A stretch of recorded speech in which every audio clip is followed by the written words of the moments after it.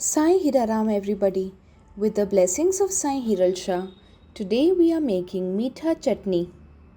That sweet, tangy chutney which gives every chaat, snack, and home meal a special touch.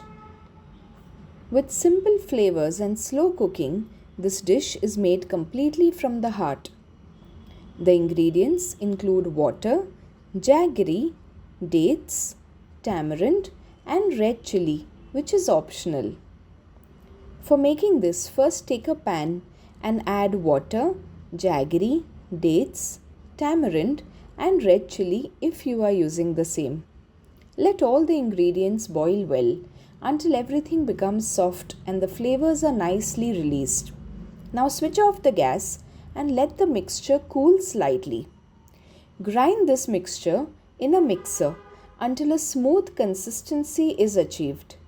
Now strain the chutney so that the texture becomes clean, glossy, and perfectly balanced.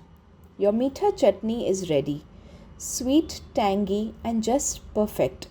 This chutney lovingly blends with every dish. See you in the next recipe with the blessings of Sai Hiral Shah.